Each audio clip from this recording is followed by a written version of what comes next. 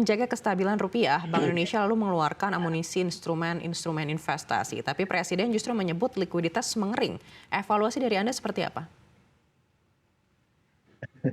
Ya, saya juga agak kaget ya dengan pernyataan dari Presiden tersebut, apalagi pernyataannya tanpa teks ya. Mungkin briefing dari stafnya kurang akurat atau seperti apa. Tetapi memang di seluruh dunia memang sudah terjadi kekeringan likuiditas. Jadi memang global ini. Jadi Indonesia bukan satu-satunya negara karena negara ini sedang memerangi yang namanya inflasi global. Kalau inflasi global memang resepnya yang harus ada semacam pengetatan. Yang kedua, sebetulnya bisnis seperti Pak Toto itu ya simpel aja. Kalau ada bisnis pasti uangnya mengalir gitu ya. Jadi memang bisnisnya juga lagi ketat sekarang ini karena pertumbuhan ekonomi dunia sudah mengalami perlambatan, eh, distribusi barang dan jasa juga masih terpengaruh terimbas dari COVID dan juga karena situasi geopolitik juga masih belum tentu.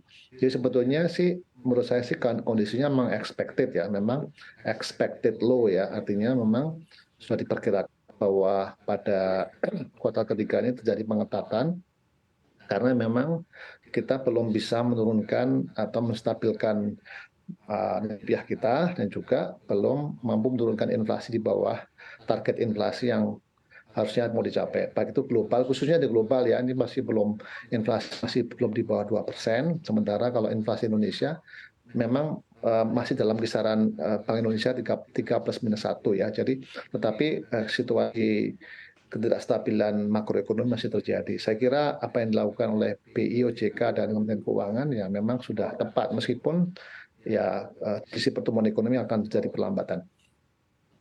Baik, kita akan coba beralih ke Pak Toto Dirgantoro. Pak Toto, kalau dari sudut pandang GPI sendiri, seperti apa evaluasi Anda terkait dengan instrumen investasi yang dikeluarkan Bank Indonesia? Apakah menurut Anda imbal hasil yang diberikan ini sudah cukup untuk menarik eksportir untuk bisa menaruh dananya di dalam negeri?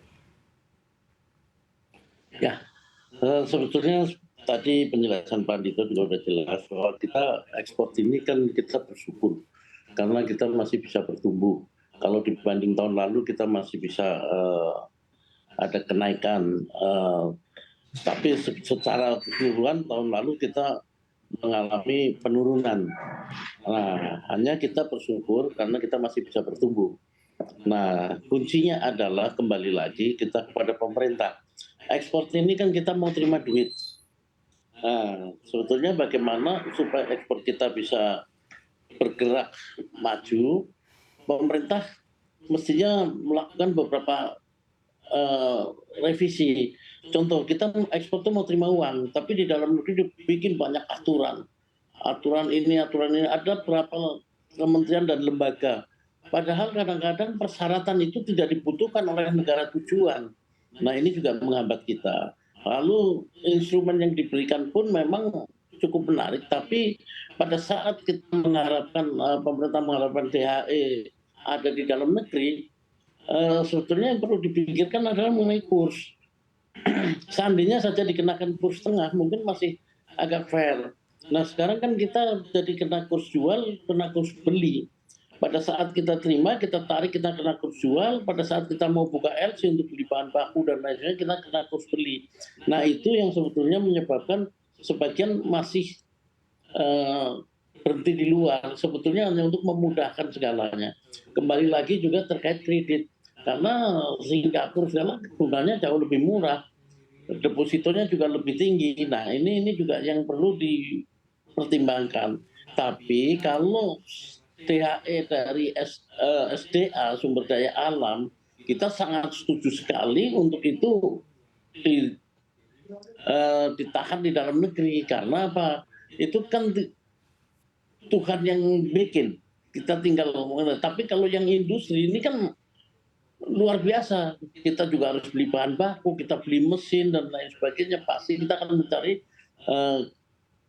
kredit yang lebih kompetitif, penyimpanan lebih bagus, dan kita nggak mengalami double course karena pada saat kita butuh bahan baku ataupun butuh pembelian spare part, kita tinggal buka LC. Nah, ini beberapa hal yang perlu jadi kajian juga. Saya kira itu, Mbak. Baik, tapi kalau kondisi likuiditas eksportir saat ini seperti apa Pak Toto? Ya, tadi saya sampaikan bahwa kondisinya sekarang memang menurun ke market dunia. Kita jujur, kita bersyukur sekali, Tuhan sangat murah hati, kita masih bisa bertumbuh, kita masih bisa berjalan, walaupun dibanding tahun lalu pastinya kita ada penurunan. Tapi ke depan ini memang kita mengalami banyak hambatan, karena satu, bahwa ke depan ini kita terpengaruh sekali dengan kondisi Amerika, China, dan beberapa negara pasar tradisional kita. Pastinya kita juga akan mengalami penurunan. Beberapa komoditi kita termasuk SDA pun juga akan mengalami penurunan. Nah, ini memang kalau dikatakan likuiditas kita ya ini menyeluruh, karena ini udah krisis global seperti yang disampaikan Pak Anggito tadi. Jadi udah krisis global, pasti kita semua akan mengalami itu. Nah, ini yang memang harus betul-betul kita cari solusi, jangan sampai pada saatnya nanti kita juga akan bisa terpuruk. Nah, ini kondisi yang ada. Baik, kita akan beralih lagi ke Pak Anggito. Pak Anggito, ini menarik ketika tadi sempat juga Pak Toto menyebut soal kredit. Ini dialog kami terakhir dengan perbankan ini menyebut justru demand-nya yang tidak ada begitu. Dan kredit ini juga targetnya semakin tinggi di tahun depan begitu. Apakah menurut Anda target-target kredit ini masih cukup realistis melihat kondisi saat ini? Ya, kalau saya percaya perbankan itu pasti ingin menyalurkan kredit ya, karena di situ dia mendapatkan net interest margin. Jadi menurut saya sih bank nggak usah paksa-paksa untuk menyalurkan kredit, ya pasti akan cari kredit. Sama juga dengan teman-teman Pak Toto itu. Pak Toto itu nggak usah disuruh-suruh, pasti akan bisnis juga. Tapi memang harus diakui Pak, Mbak Aneka ya, di situasi global kan sedang melambat ya. Tadi Pak Toto sudah menjelaskan. Harga komoditi juga turun, terus volatile sekali. Meskipun orang bilang ini ekspornya seneng, enggak juga, karena kan dia sudah punya kontrak jangka panjang kali ekspornya ya.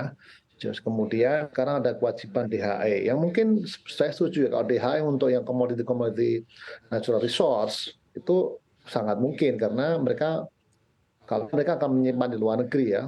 Tapi kalau untuk manufacturing gitu ya, memang harus diakui uang itu cuman pindah aja Pak Toto ya, datang masuk dibeli bahan baku muter aja ya. Jadi memang untuk DHE harus ada perlakuan khusus ya untuk yang manufacturing yang sangat padat bahan baku ya, bahan baku ya.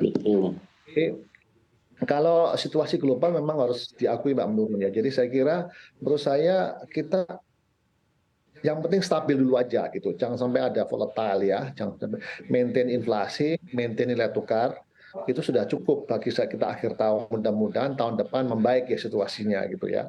Kalau sekarang memang nggak bisa diharapkan karena kita sedang dalam istilahnya soft landing ya, istilahnya soft landing ya. Soft landing itu memang dibutuhkan karena kondisi pasca krisis, pasca COVID, dan juga pasca harga komoditi yang tinggi itu kan sudah berakhir ya Pak Toto ya, harga leveling off, dan itu saya kira keseimbangan yang baru ya. Tahun lalu anomali saya kira itu, dan itu dengan baik oleh para eksportir untuk memanfaatkan window yang terbatas, dan sekarang mereka melakukan konsolidasi.